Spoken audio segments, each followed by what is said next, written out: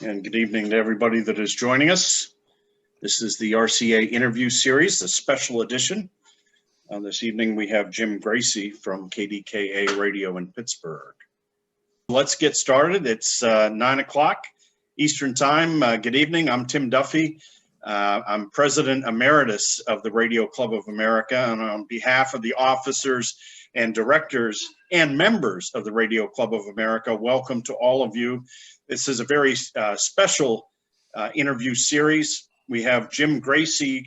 Jim is the brand manager in charge of programming at radio station KDKA, celebrating 100 years this month in Pittsburgh. And welcome, Jim. Thank you, Tim. It's great to be here. Great to be here with the RCA. And we also have our two moderators for this evening is Scott Jones and Barney Scholl. Barney is the general counsel for the Radio Club of America. And thank you, Barney, for being here. And Scott Jones is the DX Engineering Sales Manager that I'm lucky enough I get to work with every day. And so they will be taking your questions in the breaks here. So we want you to put your questions in either the Q&A or in the chat. And this is your opportunity to really get to know some of the history which has made up 100 years of commercial broadcasting at KDKA.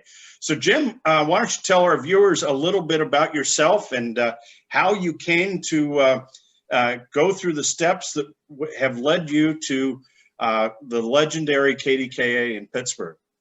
Well, I grew up a radio geek. I was a radio fan from the very beginning. I started in radio when I was 16 years old. As soon as I got my driver's license, I got my my third class license in broadcast endorsement and got a job on a beautiful music station, playing Drake Chenault tapes every Saturday and Sunday. And my shifts literally were 6 in the morning till 6 in the evening on Saturday and 6:30 in the morning till 6:30 in the evening on Sunday, playing Drake Chenault tapes on Palmyra's WCTX, which is 92.1. And I started there in April of '74. And then from that moment on, the bug bit me.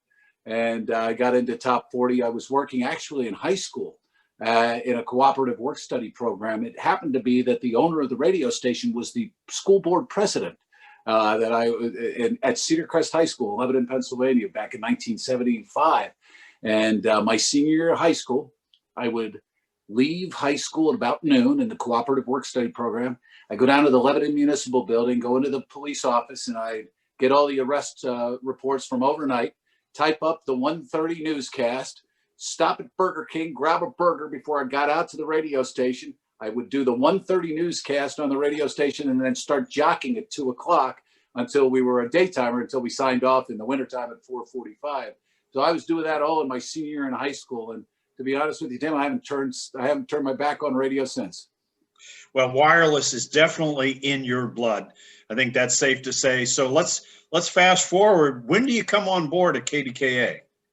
Well, I had gotten out of working in commercial radio for a while and started working I started my own production company. And the reason I did that was because my wife actually was in the radio business for 25 years. And we had happened to meet in Atlanta at the legendary Z93. She was doing nights and pulling 28s at night.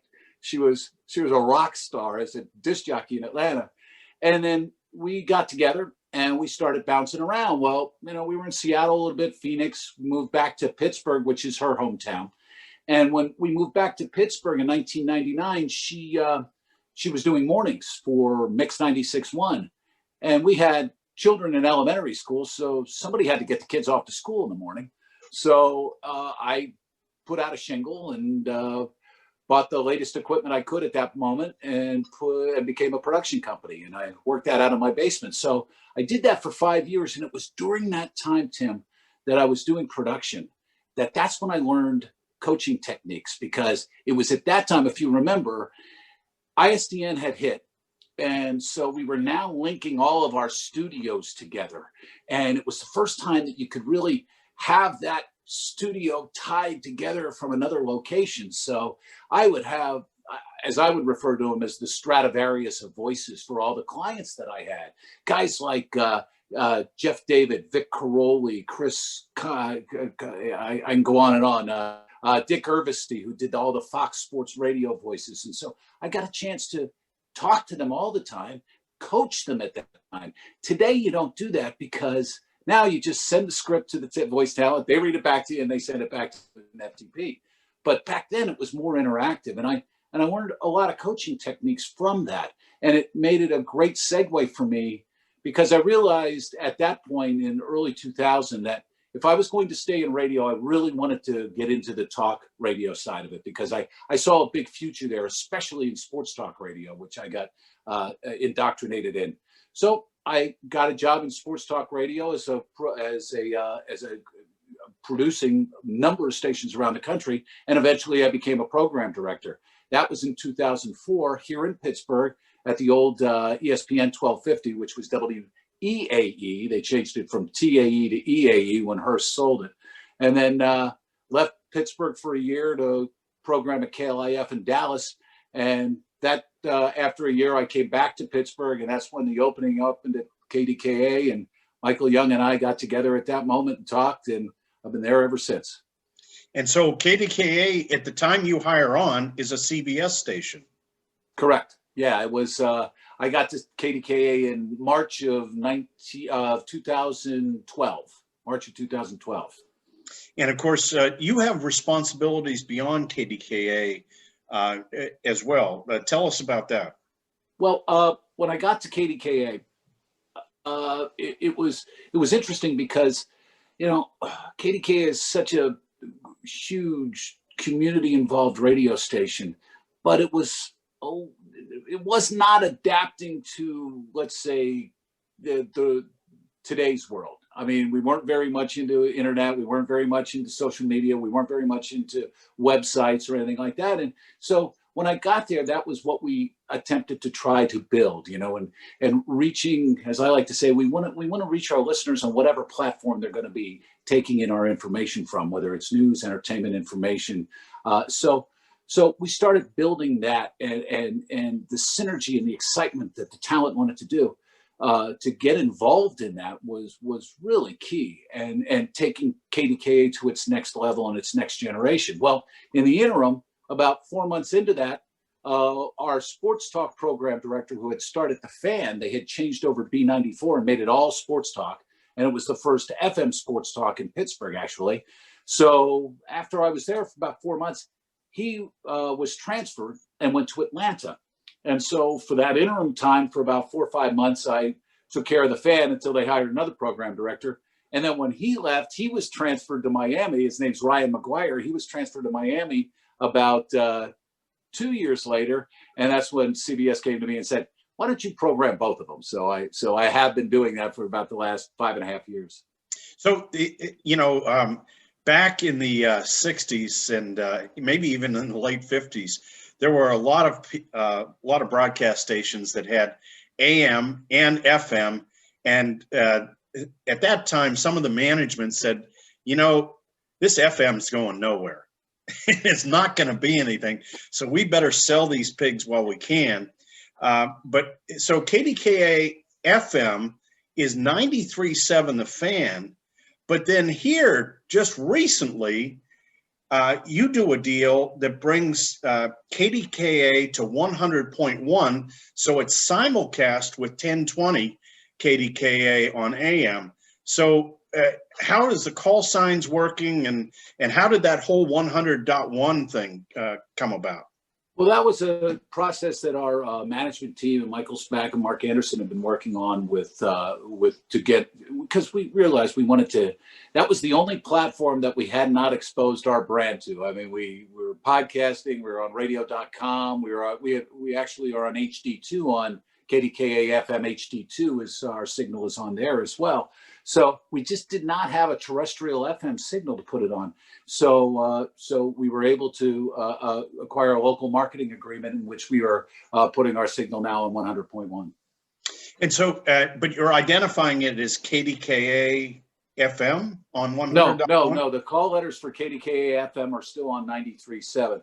We just we basically de-emphasized using it on the fan and ours because the translator call letters are different from KDKA FM, and plus we own 93.7, so that's where those call letters are. Right, right. Now, what was 100.1 before it was KDKA?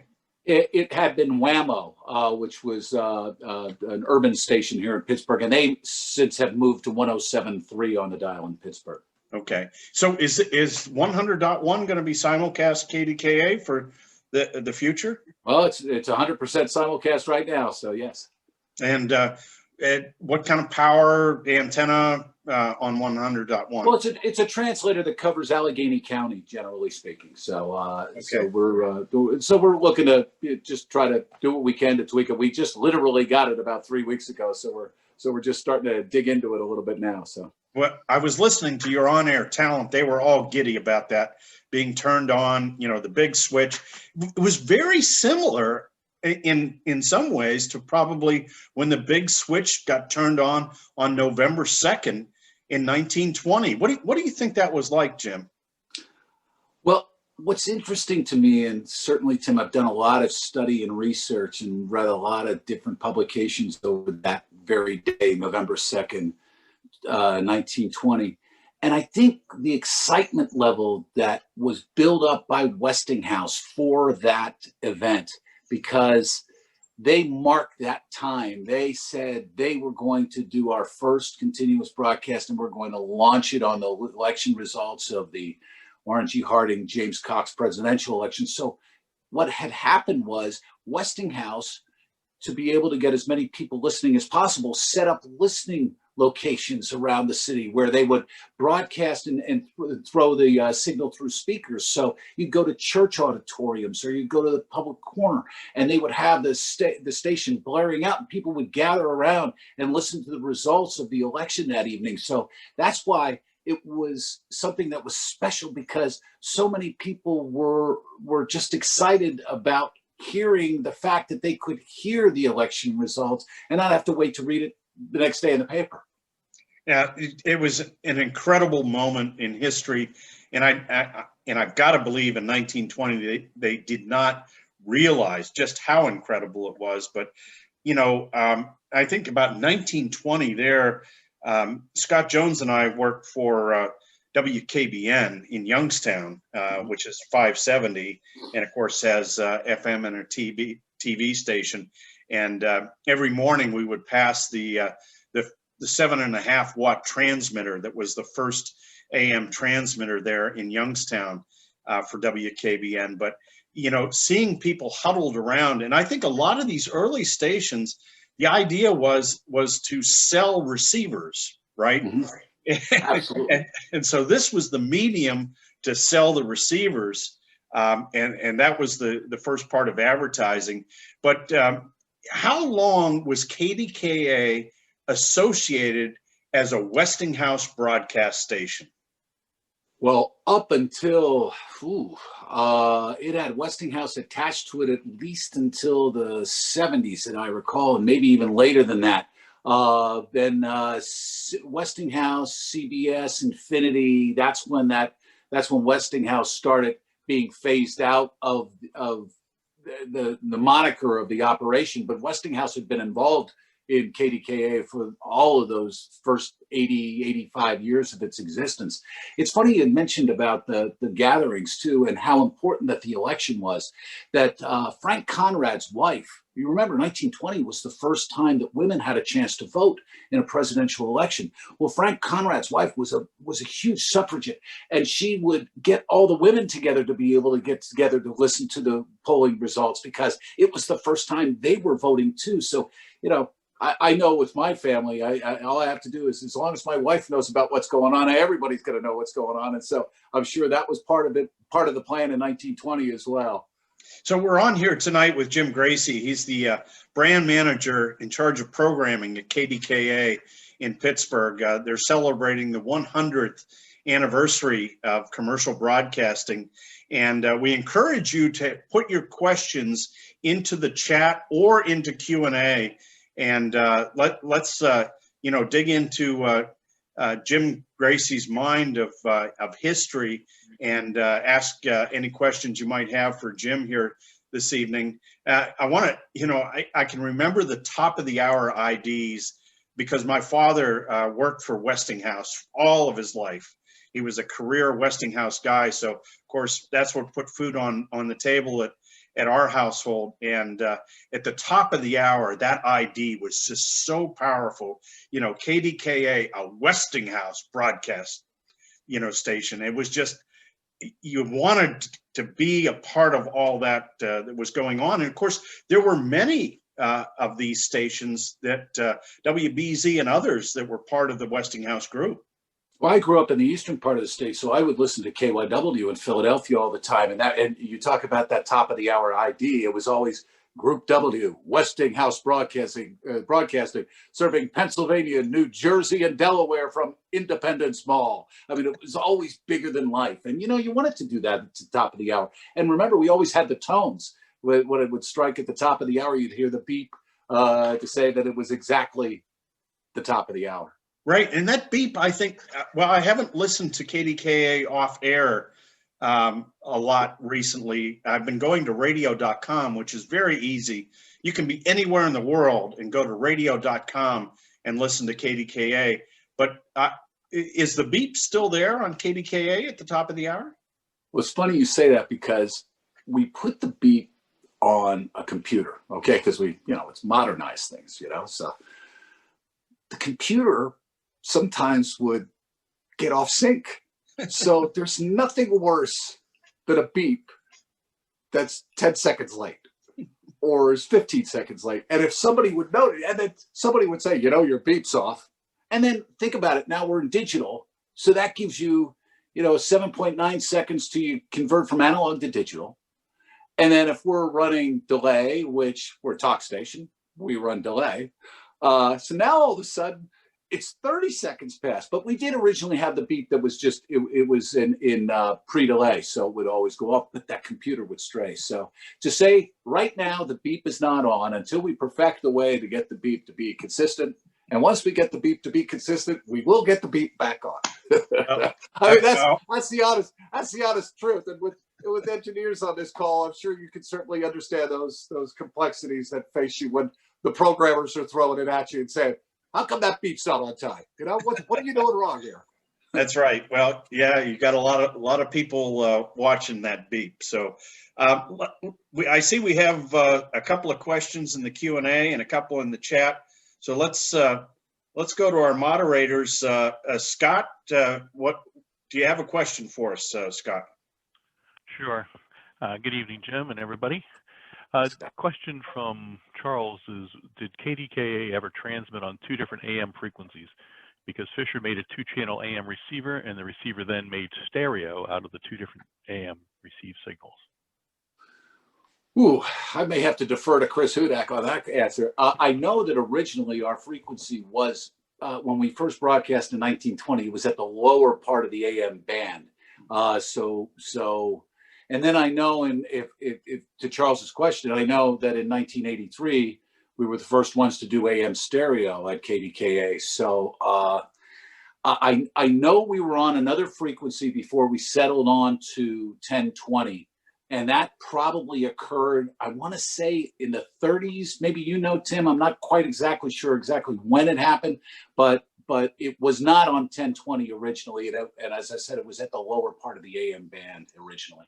Yeah, actually, KDKA spent a lot of time at 600 and even at 980. And it wasn't until the early 40s that it went to 1020 and stayed there and said, this is clear channel, this is 50,000 watts.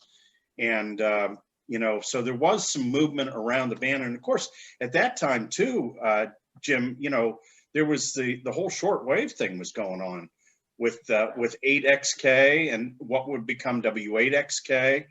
And so there was a lot going on there. Yeah, so you brought up 1983 AM stereo at KDKA. What happened there? What's going on? Is AM stereo dead? Is it alive? What's going on? Well, it hasn't really been utilized for many years at this point. I don't know if AM stereo will ever return unless it becomes, the digital band that they're talking about AM now going to, which, you know, uh, digital would make it great for AM because the clarity and the fidelity would be so much improved.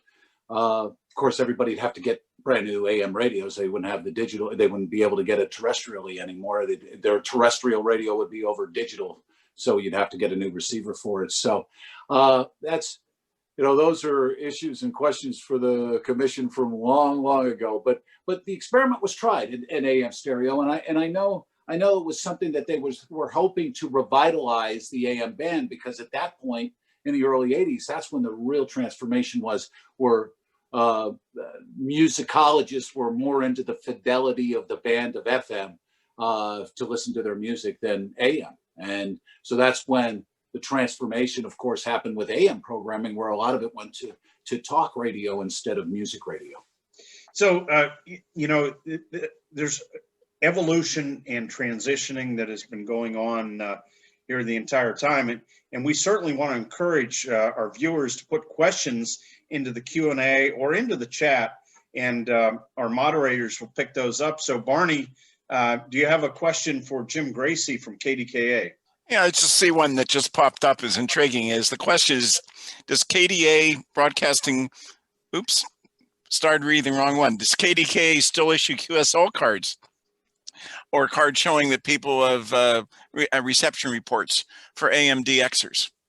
Yes, we do. In fact, I just got one from Finland today. And I'll have to give kudos to my good friend, our engineer, Chris Hudak, who's very diligent about making sure that if we get confirmation of listening, and people are very, very good about either sending us audio or transcribing exactly what they heard. And when we do receive those, we do send DX cards out, yes. No, that's a great point, and I'm glad that you're still doing that, Jim. I imagine that there are a lot of stations around the country that don't do that, but this is a QSL card of the first station that I was chief engineer when I was 16 years old in Greenville, and this was the QSL card that we would send out, getting those same reports. Of course, we were just a kilowatt daytimer, so there was no DX, there was no Finland. There was nothing like that, but those QSL cards, still very important to a lot of listeners around the world. And of course, with KDKA's fabulous antenna and 50,000 watts. And for those of you here on the webinar tonight, the Radio Club of America is having a technical symposium this Saturday, and also our awards banquet is this Saturday. And anyone can attend, whether you're a member or not a member. Go to the website radioclubofamerica.org for more information and get signed up for the technical symposium, because there are at least 3 papers surrounding KDKA. And Jim Graci will be giving one of those papers, and it's going to be fabulous. I mean, you think you're learning some stuff tonight. You ain't seen nothing. Jim has got a great slide deck and also a lot of great information. And Jim has talked about Chris Hudak a couple of times, the chief engineer at KDKA. Chris will be talking. The guy that helped design and build the latest antenna system, he's going to talk and give a great presentation. So there's a lot of good information that is going to happen this Saturday, brought to you by the Radio Club of America. So if you haven't signed up yet, now's the time to get signed up for the Radio Club of America 2020 Technical Symposium and Awards Banquet. And it's right there on the front page of the website. So let's go back to Scott for another question. And we encourage questions in the chat or in the Q&A, and our moderators will pick them up. Go ahead, Scott. All right. This is from Greg. Greg is in Colorado, or was in Colorado, and he said KFKA in Greeley, Colorado has the distinction of being the 5th oldest commercial broadcasting station in the U.S. Started in May of 21. And he had an opportunity to tour that facility. But so he was wondering, what do you think were some of the key enablers during the early 1900s for so many radio pioneers to be able to construct broadcast stations at roughly the same time frame, especially when they were located in very different parts of the country, such as Pittsburgh or Greeley, Colorado? Well, shout out has to first go to Reginald Fessenden, who was really the one that took Morse code and that put voice and phonographic music on amplitude modulation. He came up with the alternator transmitter, which was key to doing that. And he tested this, I think it was Christmas Eve of 1906 is when he tested that. And it's funny because in studying some of the history, there's not a lot of documentation, but there's a lot of, interviews and conversation that support what he was doing in 1906. There was an article that he did that was done that he was interviewed in 1930. It said he did specialty programming on Christmas Eve of 1906, where they would send voice. He used a carbon microphone and send voice. He played the violin himself. He played "Oh Holy Night" on the violin that evening and sang, and played a Handel record. And that was his Christmas presentation. And then he did another one on New Year's Eve that was reportedly heard all the way in Norfolk, Virginia, and he was up in Massachusetts. In fact, the reason why they justify that happened was on December 21st, so it would have been like 8 or 9 days earlier. He did a test, and it was the first time the voice was sent out, and it was over about 11 miles, and it was from, I think it was from Plymouth to where was it? I forget the name. Brant Rock, Massachusetts. It was between Brant Rock and Plymouth where they did the test of that. So he's one that you have to shout out to. Then, of course, Lee DeForest, who was in New York and was playing with crystal transmitter, or was playing with transmissions, and he was more of the showman. He was attached to the Metropolitan Opera. And he broadcast the Metropolitan Opera transmitted it through the airwaves. And that was, I believe, in like 1907, 1908. And, but the problem with these is that they were intermittent. They would try it, they test it out, and they were experimental stations. And they never had regularly set programming. They just kind of did it on a whim. You could also shout out to, I'm just trying to think some of the other names here that I've researched over the years.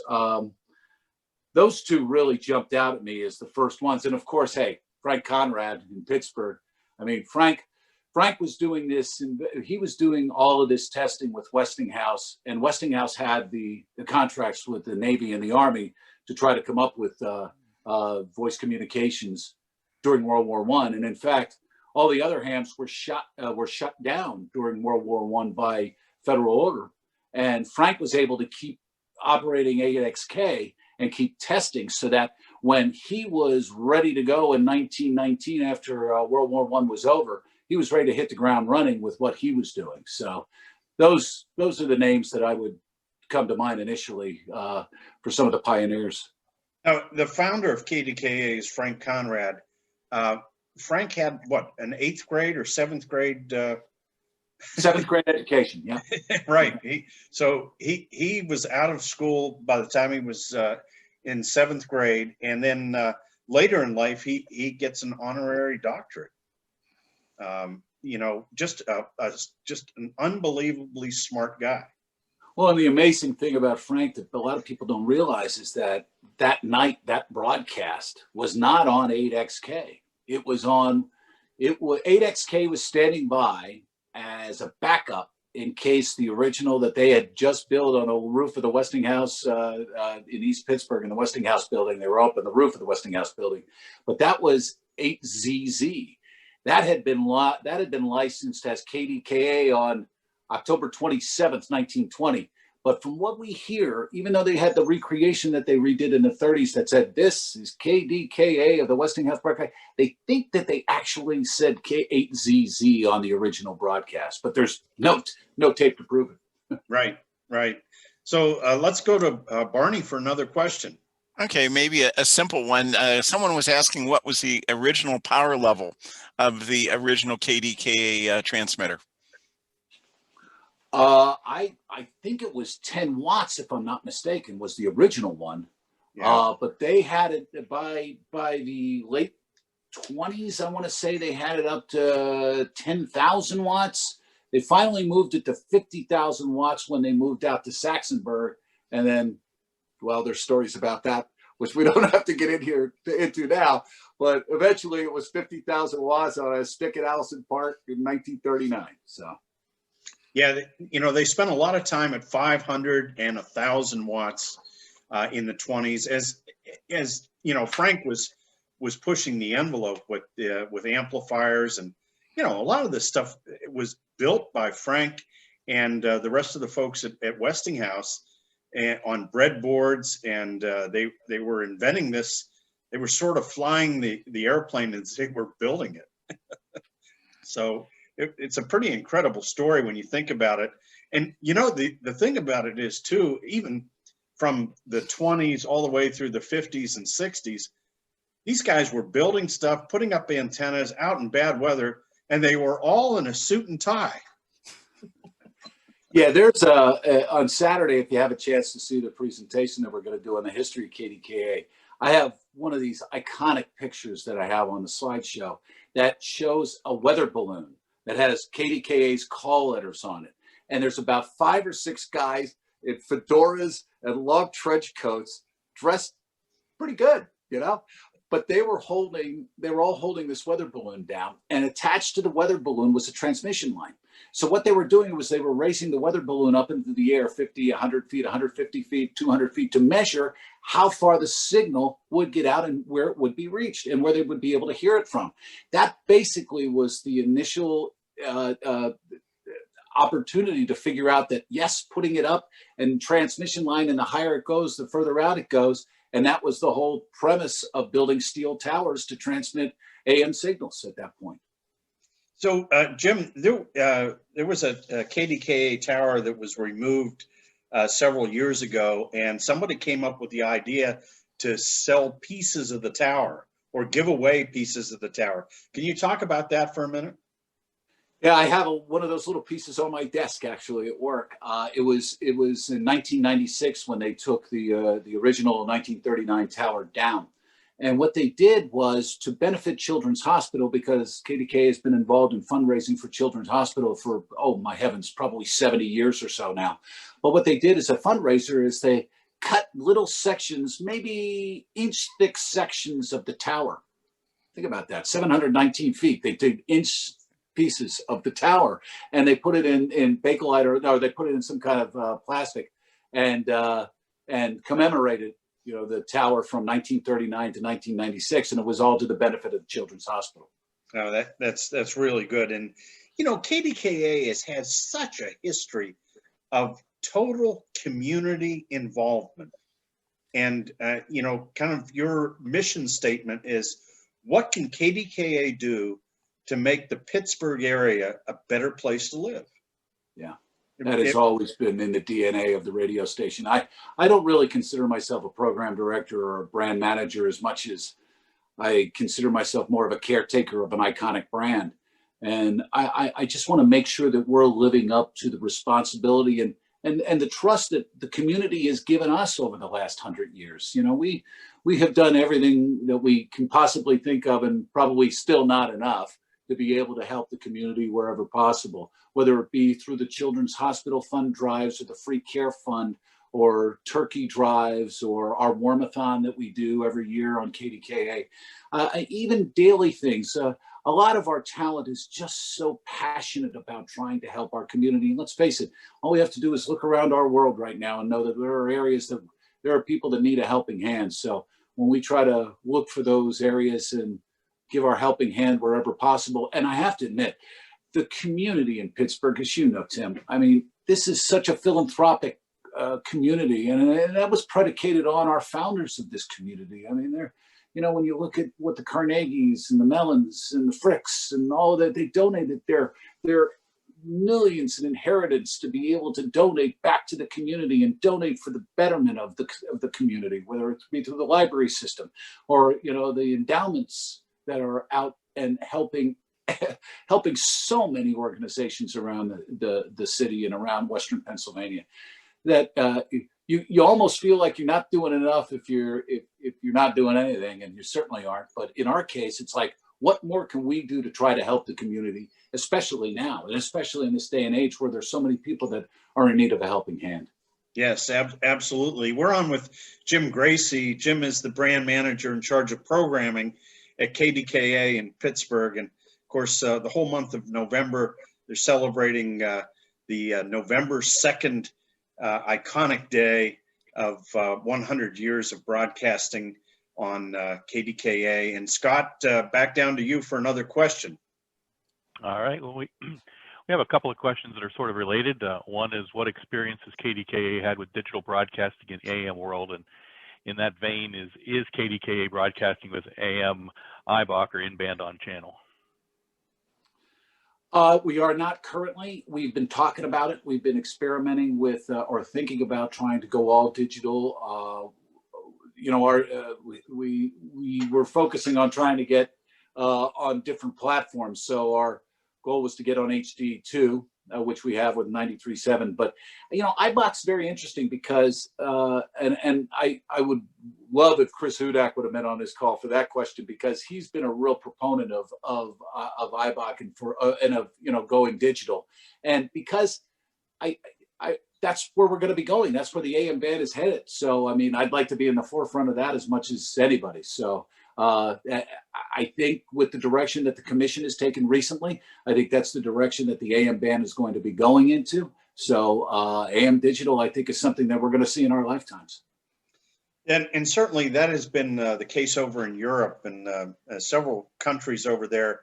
It's all digital now, but it's sort of, a dial pulse telephone still works on Verizon or AT&T, and an AM receiver that our grandfathers or great-grandfathers had back in the 20s and 30s still will pick up KDKA today. But once that transition is made, that stuff is all, doorstops. And so that's just the way it is. If you have a question for Jim Graci about KDKA or broadcasting, please put it in the Q&A or in the chat. And Barney, what do you have up next? I see one, obviously many, but Jim, do you know if the KDK letters stand for anything particular, especially the DKA of the call sign? Yes, I do. In fact, all right, you all ready for this? This is exactly what KDKA stands for. Absolutely nothing.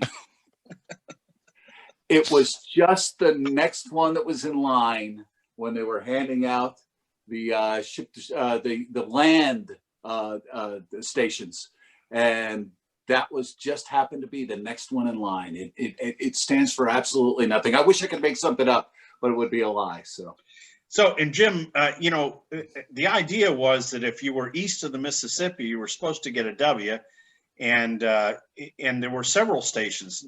KDKA is not unique east of the Mississippi having a K call sign, but can you step us through that? There are three. There's KYW in Philadelphia, and there was KQV here in Pittsburgh that just recently went dark. But there were also a couple of Ws that were west of the Mississippi too. There was WBEC and WDSM that were west of the Mississippi. So they were grandfathered through that they could keep their call letters because they had been established already. Right. The group that owns KDKA now, Entercom, how many AM stations do they have in the U.S.? I don't know the exact number off the top of my head, Tim. I know we have, the old CBS portfolio with all the heritage AM stations around the country. So Philadelphia, New York, Los Angeles, San Francisco, Dallas, Chicago, all of those AM stations, all those big AM stalwarts and FM stalwarts, as well as and sports talk on AM as well, are all Entercom stations. In fact, our portfolio of news talk and sports talk rivals no other company in America with the amount of delivery of talk programming that we do at Entercom. Oh, that's fabulous, Jim. And when you think about your career and how you've gone from the small stations that you worked at as a kid and now at one of the most famous stations on the planet, let alone in the U.S., you got to feel like, man, it doesn't get any better than this. It doesn't get any better than this. You're absolutely right. And it's funny because KD is something that is a station that's not only iconic, but I mean, it opens so many doors. I mean, you know, I've worked at a lot of radio stations, as we all have over the years, and I can honestly say that no call letters have ever had so much weight behind them as the call letters of KDKA do when you mention that to anybody globally. Right. If you call, you tell them you're with KDKA, boom, doors open up and things get done. Scott, let's go down to you for another question for Jim Graci. All right. The other question was, do you think AM will survive over time as a whole? I hope so. I hope so, because it was the start of radio. And I think in some form we have to preserve it. Whether digital is the way to preserve it, if that's the course that we need to take, then okay. But there's something about the magic of AM. There's something about, you know, the fact that our signal will bounce off the ionosphere at night and you can hear it, in, you know, 2,000 miles away. There's something about the charm of being able to, I grew up in central Pennsylvania where I would listen to all of these signals at night. And that's where I really cut my teeth on loving radio, when I would, you know, hear the Big 8 and CKLW come booming in, or I'd hear WLS or WCFL in Chicago coming in, or WABC in New York, or WKBW in Buffalo, or when I was on an AM at 1510, we'd go off the air and WLAC in Nashville come booming up and listening to that stuff. I mean, to have, and WoWo and Fort Wayne, you know, I just got the exposure and experience of listening to so much of our culture, but you can't do that with FM signals, you know. Now you can, I guess you can now with radio.com. You can with the ability to listen to any station around the country. But I don't know, maybe I'm just a little bit sentimental in my time. But there was something about sitting out in the car and listening to Larry Lujak's Clunk Letter of the Day at 5:30 in the afternoon on WLS when I, you know, was ready to leave football practice and drive home. That just is, I don't know, maybe a little romantic in my eyes. And you can listen to KDKA on the internet on radio.com. It works very well. And if you've never listened to KDKA, that's a great opportunity. Just go to Google and say, I want to listen to KDKA. It takes you right to radio.com and you can click on that. And of course, Jim Graci and others from KDKA will participate in our technical symposium. The RCA Technical Symposium is this Saturday. It's an all-day event, and you can find more information by going to the radioclubofamerica.org website. And we also have our awards banquet on Saturday night, and at the end of the awards banquet, courtesy of ICOM and DX Engineering, we're going to be giving away radios. So that's really a cool thing as well. Barney, another question from Jim Graci of KDKA. Yeah, there's a specific question from Charles here that also leads me into another question, I guess. Charles, and I remember he's one of the directors of Radio Club of America when we were at the in Pittsburgh several years ago. I believe he picked up a transcript record that he restored, and it was of the Les Rollins March 15th, 1962 KDK editorial about WQED. And he wondered if you had received a cassette he sent you. But that also I'd like to add to that, I wonder, what does KDKA do of sort of preserving history? You have 100 years of history there, and is any effort made to archive any of that? There is effort to archive it. It's so, you know, I don't want to complain because all of us have been going through a lot over the last 9-10 months. But we had such high hopes and plans for this year. We had so many plans to celebrate the 100th year of radio, and in so many cultural and public domains. You know, we were going to have galas. We were going to speak out at schools and universities, telling the history and the story of the 100th anniversary. I have a whole bunch of transcription table acetates that you probably saw, Barney, Scott, and Tim, when you were at the radio station, that we want to preserve and have taken care of. And actually, we had a transcription table already coming up and ready to go, and then COVID hit, and we haven't been able to get it yet. So we're gonna go ahead and do that. Plus, there is so many people in the community that have saved so many things over the years, and they've been freely sending them to us. I mean, I got an Art Palin top 40 KDKA playlist emailed to me the other day from 1966. You know, and it's just with the advertisements on the back of it and the top 40 songs of that week. So the community has reached out. And also up in East Brady, Mel Check, who many of you may know, is an engineer at KDKA for many years, has a broadcast museum in which there are so many incredible archives and things that he has saved over the years. And in fact, I think some of the things that you saw, well, I know some of the things that you saw that were on display out at our transmitter site when you were here in November of 2016 were part of Mel's personal collection of archival things. He has the original remote broadcast equipment, the first telephone that was used to broadcast the first baseball game. Mel has. He has one of the first carbon microphones. He's got an amazing amount of incredibly unique pieces of equipment that has preserved our heritage and our past. You know, so there's been various celebrations going on, Jim, and some members of the Radio Club of America are amateur radio operators. Mm-hmm. And of course, ham radio has played a significant part in all the history that went on with KDKA. And so there are 4 call signs that are associated with the celebration. W8XK has been on the air from multiple locations, including here at K3LR. It was on November 1st. And I actually got to talk to Chris Hudak, who is the chief engineer, and you were standing beside him. And we made 800 contacts that day. And Wow. Then there are also some 1x1 call signs that are on K3K, K3D, and K3A, all celebrating the KDKA legacy. And you can find them on the air all this month of November. So a great celebration, not only with KDKA and with the community, but also via amateur radio. And Scott Jones, how about another question? Hey, Tim, before that, I wanted to jump in and just say that when we were on the air, when you were on and Chris was on that Sunday before our anniversary, we were out at the Pioneer Shortwave Station, which is out in Forest Hills.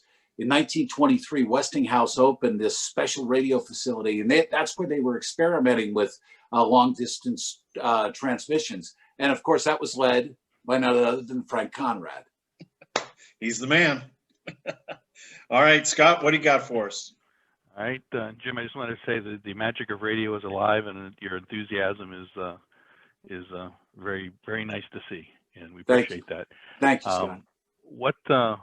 What antenna systems has KDKA used over the years? Oh, it's funny you asked that. You'll have to be on Saturday. And listen, when we have our, I'm going to break down every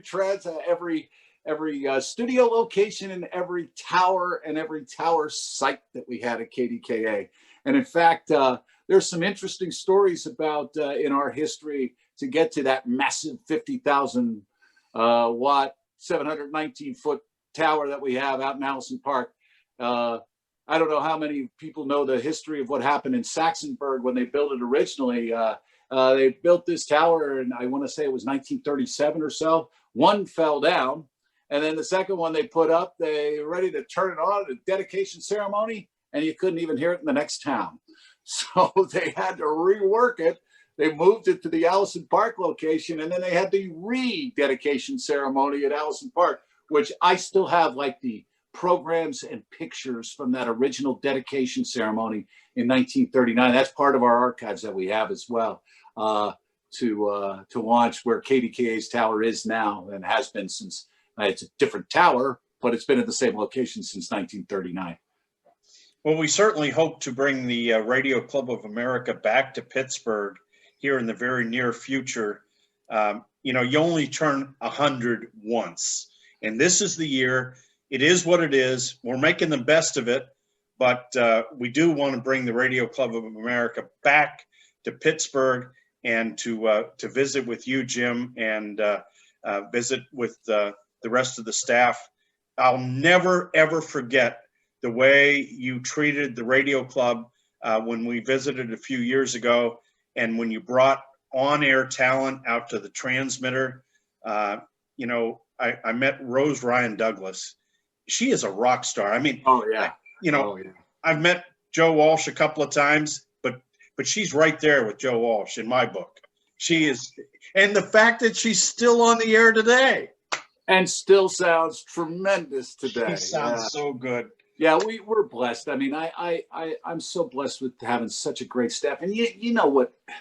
It's people that care. And Scott, thank you for your comments about my enthusiasm for radio. I mean, I've been in this business for so long. It oozes out of my pores. I just love it so much. But the people that work at KDKA all share that same commonality about their desire to do great radio. And, you know, that just sends a chill up my spine when I think about some of the great people that we've had there, and people that have been there and gone as well. I mean, one of my good friends was Mike Pintek, and Mike and I worked together back in Harrisburg at WKBO in Harrisburg.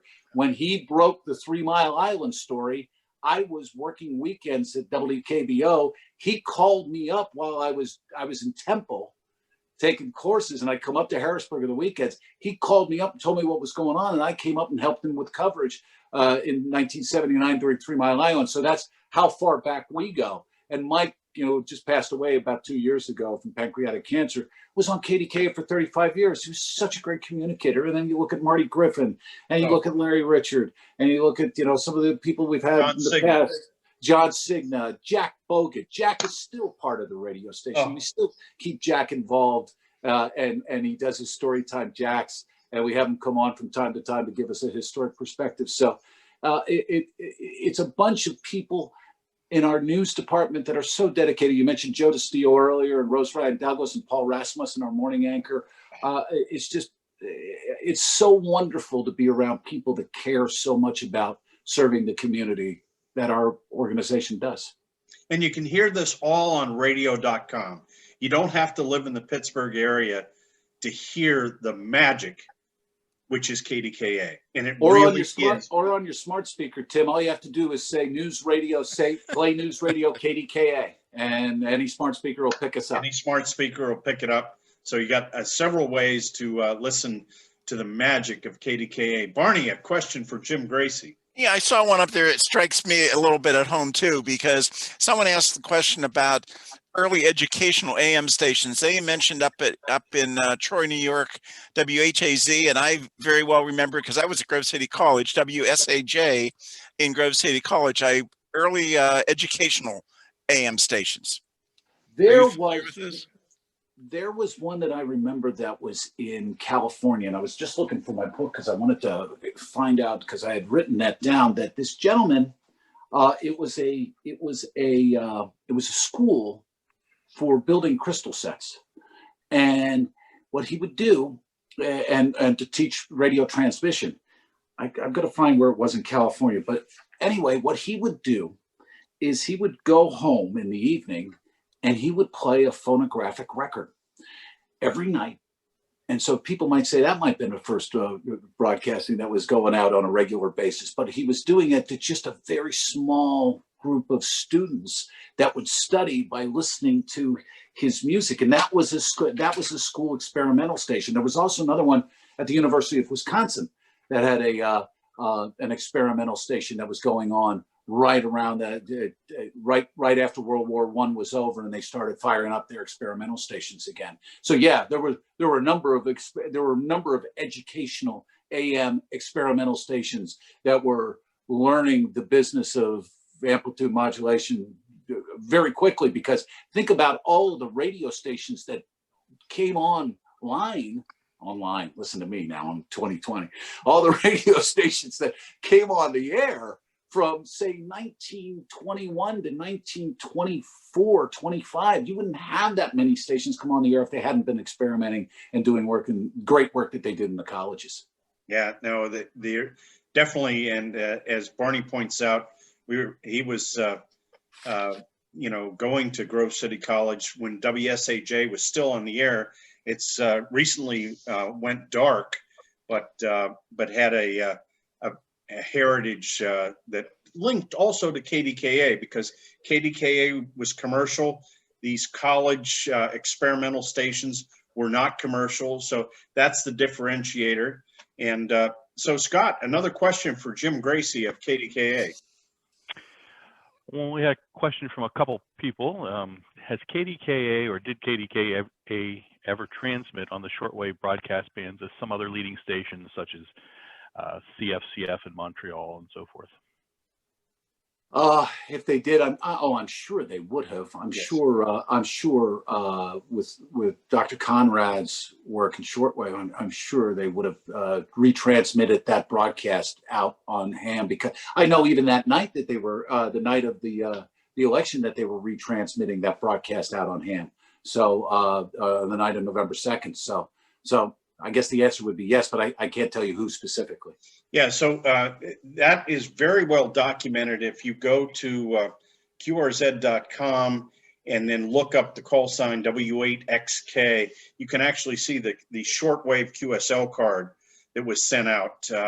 And it lists the frequencies and the power levels at the various shortwave frequencies. So that was done for a long time. There were definitely shortwave broadcasts of KDKA as W8XK.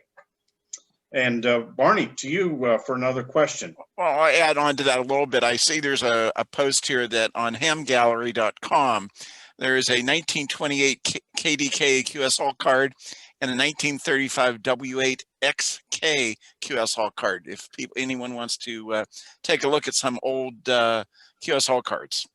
Yes, on hamgallery.com. Great place. Just there's a search box on Ham Gallery. Just type in KDKA and or W8XK, and that information is going to come up. Scott, another question for Jim Graci. All right. Again, another question that's showed up in a couple places. Did KDKA ever go over 50,000 watts, such as WLW has done when they were at upwards of 500,000 watts for a while? In Westinghouse, they think built a transmitter that was at WLW.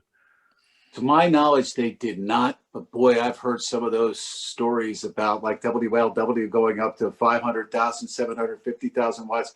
I remember I was doing some work with the mighty 1090, which is located in Tijuana, right over the San Diego, right over the California border, where they would crank it up to 750, almost 1 million watts. And they said that the birds would fly by and literally fry from the RF that was coming out of those towers. So to my knowledge, KDKA, I don't believe, I know 50,000. They may have experimented a little bit to go a little higher than that, but they settled in at 50,000. So, but you're right. I know I've read the stories about WLW really pushing the limits and the boundaries of it. So. Do we know, Jim, did Crosley, who was driving the bus at WLW, do we know, did Crosley and Frank Conrad, did they ever work together? Did they ever, or were they just staunch competitors? They were competitors because remember, Crosley was making radios too, and Westinghouse was making radios. And, you know, they in fact, I think it was Crosley that had the first radio that you could buy for under $10. And I if you've ever had a chance, we've gotten a lot of we do a lot of work with the Bradenton Chamber of Commerce, and Crosley's estate is down in Sarasota, and in that estate, it's called Seagate, that he has an incredible collection of old radios at Seagate that's now being operated by the Bradenton area Convention and Visitors Bureau. And if you ever have the chance, oh my heavens, what an incredible collection of early radios that they have there. Crosley was an interesting guy himself. I mean, Crosley, if you ever study into his history, I mean, he basically was the one that came up with the smart bomb. He basically turned over his whole Seagate location to train fighter pilots during World War II, which was right across the street from the Sarasota airport. And it was Crosley's invention of the smart bomb in World War II that really changed the whole course of the war for the Allies. So Crosley, as much as having the Cincinnati Reds and WLW and as a leader in radio, he was quite an interesting character in American history. Well, this is all about characters, right? And Frank Conrad was Pittsburgh's wireless guy, and we're just thrilled to be celebrating the 100-year anniversary of KDKA. So let's go back to Scott for another question. All right. I had a question here. Do you know what process KDKA had to go through to get Clear Channel? I don't know the answer to that. I know maybe some of you guys on here that have a little more technical expertise than I do. I know that Clear Channel's frequencies were assigned and grandfathered, I want to say in the 40s, I think. And KDKA was assigned to a Clear Channel station and grandfathered through on that. And there were a number of stations that had that grandfather status at 50,000 watts. That's a good way to figure it out. If they're 50,000 watts on AM, they're probably on a Clear Channel station and grandfathered through. Yeah. And Barney, another question for Jim. I'll go back to one that popped up earlier, if you're willing to share, Jim. With all your enthusiasm for radio, someone asked, do you do anything else in your free time? Well, I did before. I did 14 years. I did public address announcing. I was in the NBA. I was with the Atlanta Hawks for a couple of years. Did the Seattle Supersonics for 10 seasons until they went away. My wife and I are avid gardeners. Love to golf. Love to get out, and I love music too. I mean, like I said, I get into this business for music and sports, and then radio, bit me. But I still, have fond affection for music and following sports and getting out and trying to stay healthy. That's great, Jim. Scott, another question. We're not going to hold Jim too much longer, so if you have a question, better put it in the chat or the Q&A. Scott, what do you have? All right, we had just an interesting kind of different sort of question about personalities on the air at KDKA. Mm-hmm. And from Jim Braycall, he's just asking, one of his favorite personalities was Uncle Ed, I'm going to pronounce the name Ed wrong. Shaughnessy. Thank you very much. Who just seemed like the friendliest and good-humored person who could ever meet. Was he the same in off-radio life, too? And he really enjoyed that on-air personality. Well, unfortunately, I never had a chance to meet Mr. Shaughnessy, but I think what's really incredible about KDKA is, do you realize that over 85 years, and Ed Shaughnessy was the first morning host, true morning host of KDKA. We've had only 6 lead morning hosts in 85 years, which is amazing. And Ed Shaughnessy was the first. Larry Richard is the current. So in 85 years, and I'll run down the list when we do our presentation on Saturday, but between Shaughnessy to Reach Cordick to Art Trow to Jack Bogut to John Cigna to Larry Richard, 85 years. Wow. That says something, when employees stay. They must be happy, They must be happy. Yeah, and again, you got to love what you do. And if you love what you do, why you keep doing it as long as you can do it? As long as, as my old friend New York Vinny used to say, God willing, and the creeks don't rise, So it's like, you keep doing it as long as you can. So there we go. Barney, another question for Jim here as we wrap this up. We noticed earlier, Jim, but you might comment about the antique radio behind you. Well, actually, I wish I could say it was antique. It's actually a reproduction, so I can't take credit for it. But I do have a couple of antique radios, but not in this room. This is more of our music room. My wife was a music director for 20, 25 years, and a program director as well in music radio.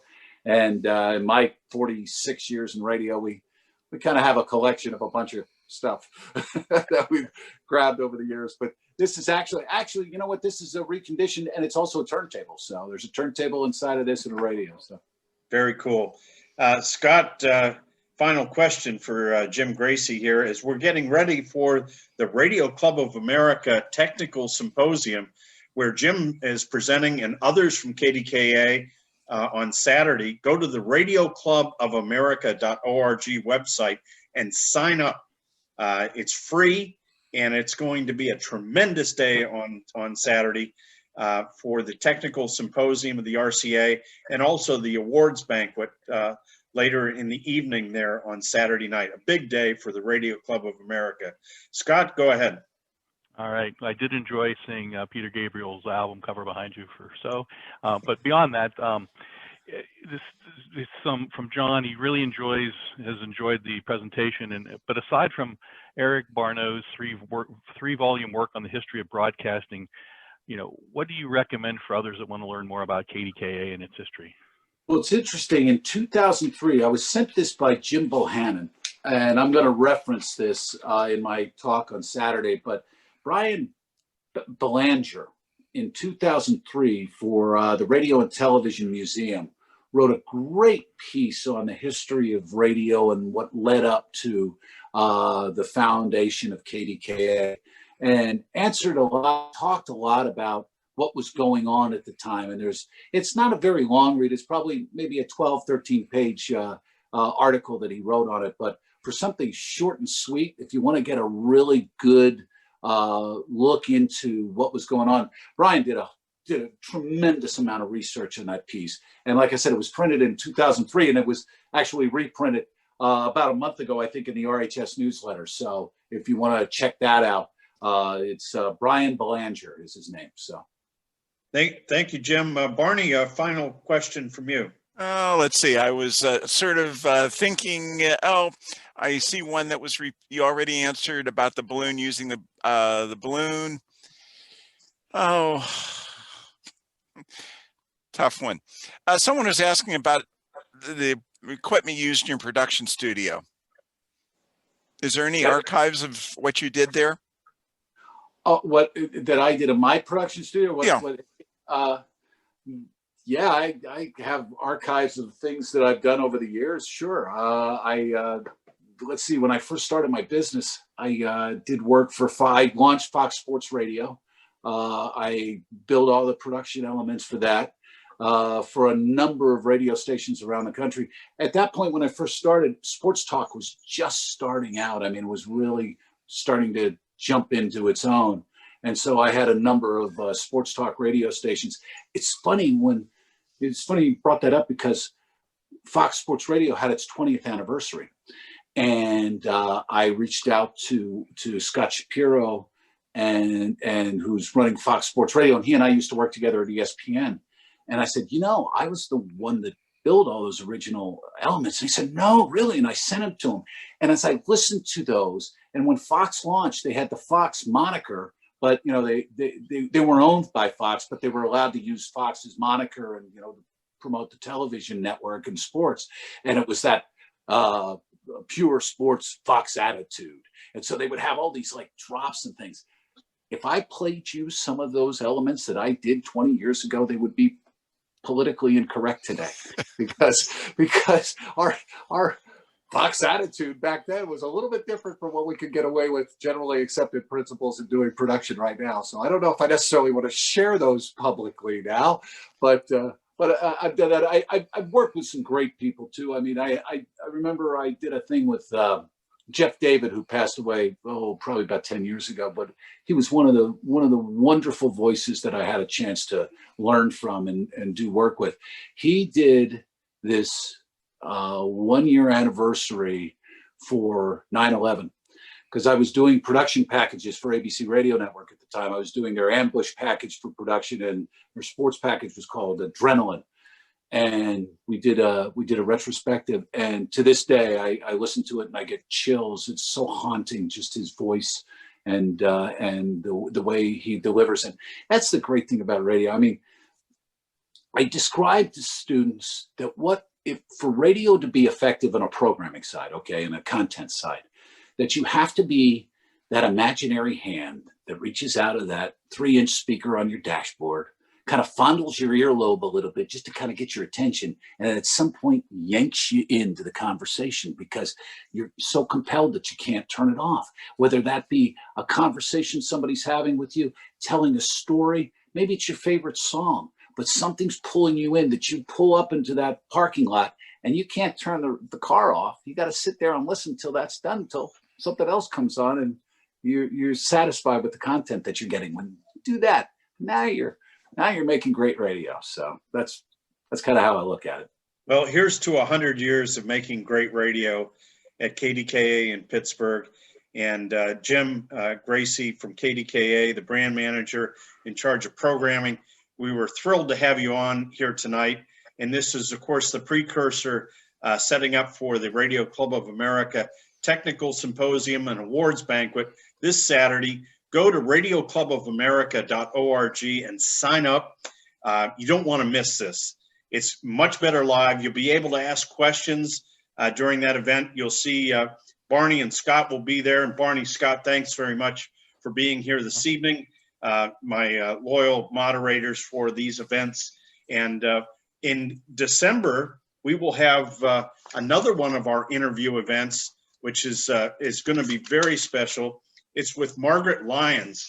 Margaret is a professional engineer. We're going to tell her story. She's going to tell her story. That's on December 8th, and you can sign up for that Zoom webinar right off of the Radio Club of America website as well. So, Jim, thanks very much for being here tonight. This was a lot of fun. Thank you. It was a lot of fun for me too, Tim. Thank you, and thank everybody in the Radio Club of America. I look forward to having you guys come in person to Pittsburgh next time, because we were just so sorry we couldn't all get together this year, but we will soon. We will soon. Thanks again, Jim, and good night from the Radio Club of America.